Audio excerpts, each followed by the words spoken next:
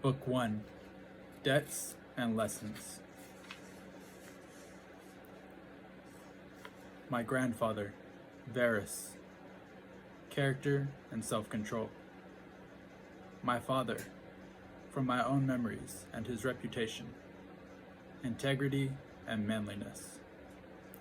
My mother, her reverence for the divine, her generosity, her inability not only to do wrong, but even to conceive of doing it, and the simple way she lived, not in the least like the rich.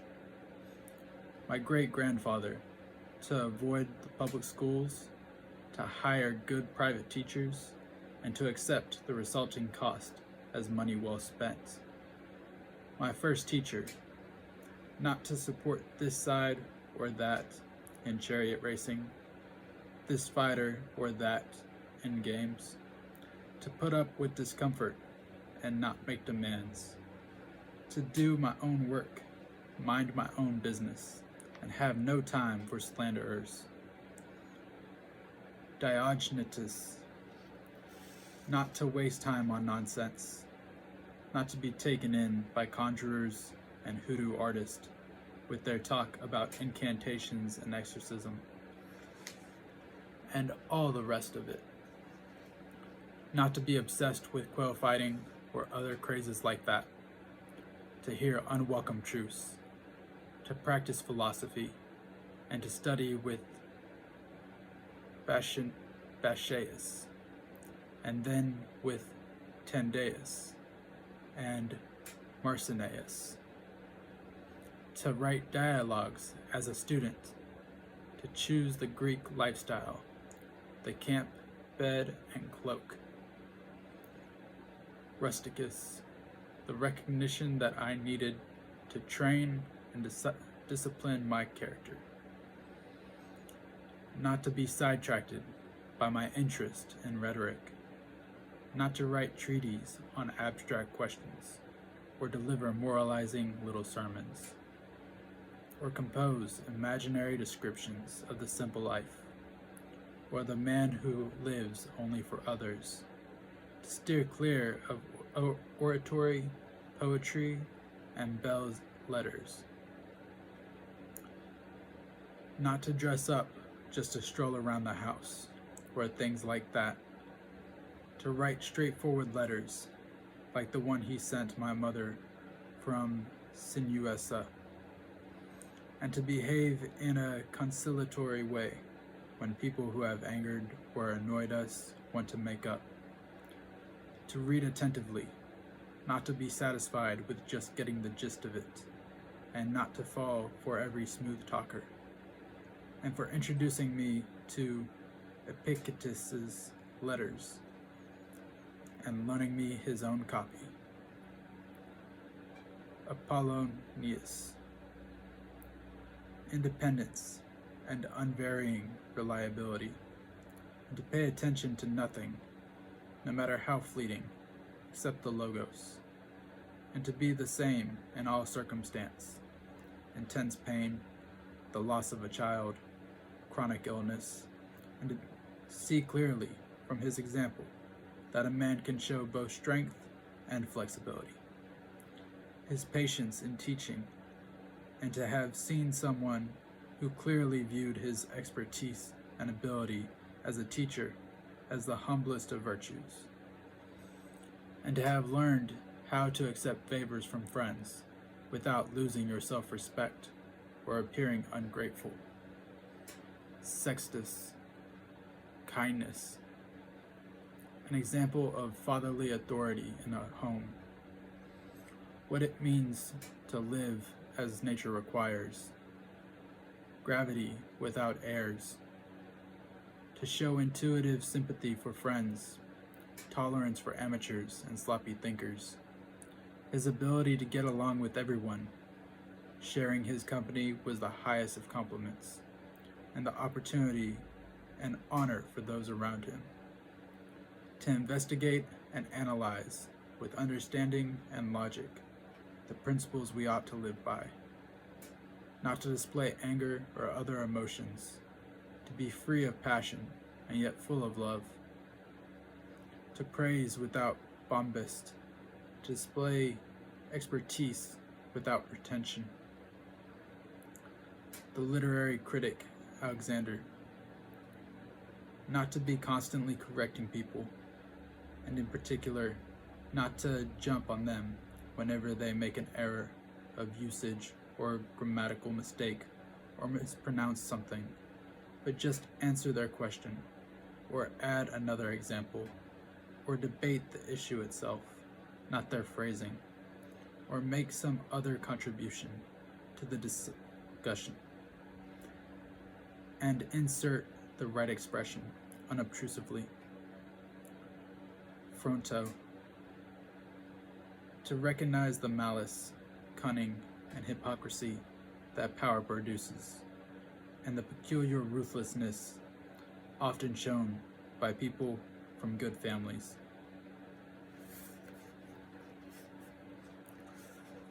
Alexander the Platonist.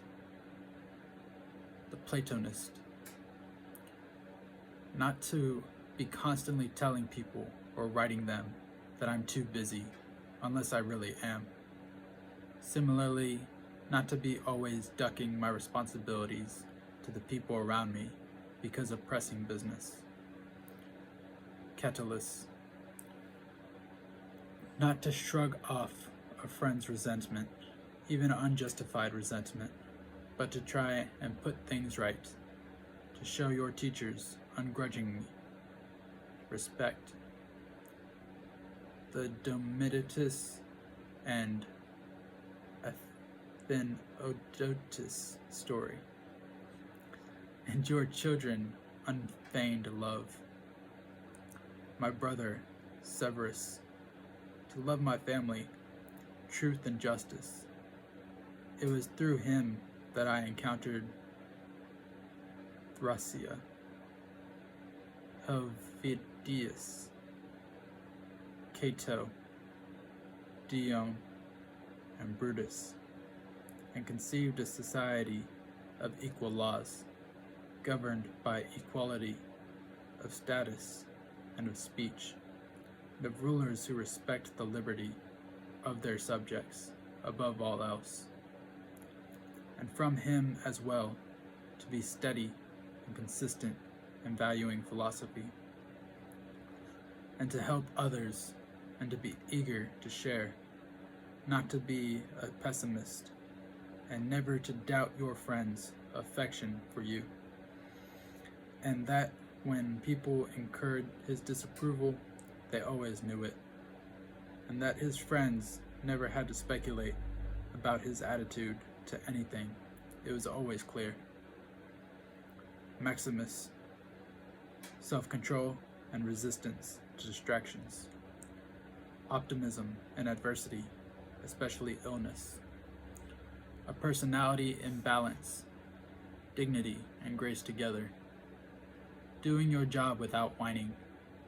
Other people's certainty, that's what he said, was what he thought. And what he did was done without malice. Never taken aback or apprehensive, neither rash nor hesitant or bewildered, or at a loss, not obsequious, but not aggressive or paranoid either. Generosity, clarity, honesty. The sense he gave of staying on the path rather than being kept on it. That no one could ever have felt patronized by him or in a position to patronize him. A sense of humor.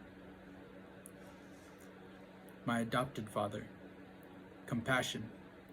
Unwavering adherence to decisions. Once he'd reached them, indifference to superficial honors, hard work, persistence. Listening to anyone who could contribute to the public good. His dogged determination to treat people as they deserved. A sense of when to push and when to back off. Putting a stop to the pursuit of boys. His altruism, not expecting his friends to keep him entertained at dinner or to travel with him unless they wanted to. And anyone who had to stay behind to take care of something always found him the same when he returned. His searching questions at meetings, a kind of single-mindedness, almost, never content with the first impressions, or breaking off the discussion prematurely. His constancy to friends, never getting fed up with them or playing favorites. Self-reliance, always, and cheerfulness. And his advanced planning, well in advance, and his discreet attention to even minor things, his restrictions on acclamations, and all attempts to flatter him, his constant devotion to the empire's needs, his stewardship of the treasury, his willingness to take responsibility and blame for both, his attitude to the gods, no superstitiousness, and his attitude to men, no demagoguery, no currying favor, no pandering, always sober, always steady, and never vulgar or a prey to fads. The way he handled the material comforts that fortune had supplied him in such abundance, without arrogance and without apology. If they were there, he took advantage of them. If not, he didn't miss them. No one ever called him glib or shameless or pedantic. They saw him for what he was, a man tested by life, accomplished, unswayed by flattery, qualified to govern both himself and them. His respect for people who practiced philosophy, at least those who were sincere about it, but without denigrating the others or listening to them. His ability to feel at ease with people and to put them at their ease without being pushy. His willingness to take adequate care of himself, not a hypochondriac or obsessed with his appearance, but not ignoring things either, with the result that he hardly ever needed medical attention or drugs of any sort, or salve or ointment. This, in particular, his willingness to yield the floor to experts in oratory, law, psychology, whatever, and to support them energetically so that each of them could fulfill his potential. That he respected tradition without needing to constantly congratulate himself for safeguarding our traditional values. Not prone to go off on tangents or pulled in all directions, but sticking with the same old places and the same old things, the way he could have one of his migraines and then go right back to what he was doing, fresh and at the top of his game. That he had so few secrets, only state secrets, in fact, and not all that many of those. The way he kept public actions with reasonable bounds, games, building projects, distributing of money, and so on. Because he looked to what needed doing and not the credit to be gained from doing it. No bathing at strange hours, no self-indulgent building projects, no concern for food, or the cut and color of his clothes, or having attractive slaves. He never exhibited rudeness, lost control of himself, or turned violent. No one ever saw him sweat. Everything was to be approached logically and with due consideration, in a calm and orderly fashion, but decisively and with no loose ends. You could have said of him that he knew how to enjoy and abstain from things that most people find it hard to abstain from, and all too easy to enjoy. Strength, perseverance, self-control in both areas, the mark of a soul in readiness. Indomitable. The gods. That I had good grandparents, a good mother and father, a good sister, good teachers, good servants, relatives, friends, almost without exception. That I never lost control of myself with any of them, although I had it in me to do that. And I might have, easily, but thanks to the gods, I was never put in that position, and so escaped the test. That I wasn't raised by my grandfather's girlfriend for longer than I was. That I didn't lose my virginity too early, and didn't enter adulthood until it was time. Put it off even. That I had someone as a ruler and as a father who could keep me from being arrogant and make me realize that even at court you can live without a troop of bodyguards and gorgeous clothes, lamps, sculpture, the whole charade. That you can behave almost like an ordinary person without seeming slovenly or careless as a ruler, or when carrying out official obligations. That I had the kind of brother I did, one whose character challenged me to improve my own, one whose love and affection enriched my life. That my children weren't born stupid or physically deformed. That I wasn't more talented in rhetoric or poetry or other areas. If I'd felt that I was making better progress, I might never have given them up. That I conferred on the people who brought me up the honors they seemed to want early on, instead of putting them off with the hope that I would do it later. That I knew Apollonius and Rusticus and Maximus.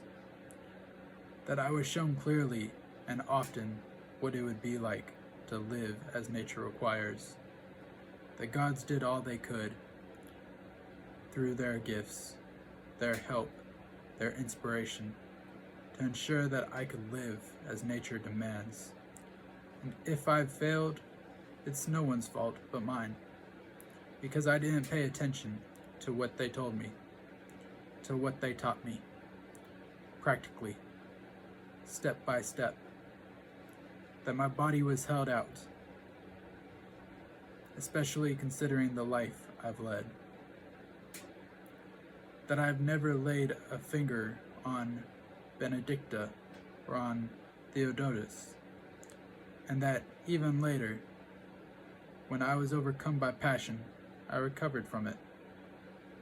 That even though I was often upset with Rusticus, I never did anything I would have regretted later. That even though she died young, at least my mother spent her last years with me. That whenever I felt like helping someone who was short of money or otherwise in need, I never had to be told that I had no resources to do it with, and that I was never put in that position myself, or having to take something from someone else. That I have the wife I do, obedient, loving, humble. That my children had competent teachers, remedies granted through dreams. When I was coughing blood, for instance, and having fits of dizziness, and the one at Cayeta, that when I became interested in philosophy, I didn't fall into the hands of charlatans, and didn't get bogged down in writing treaties, or become absorbed by logic chopping, or preoccupied with physics, all things for which we need the help of fortune and the gods.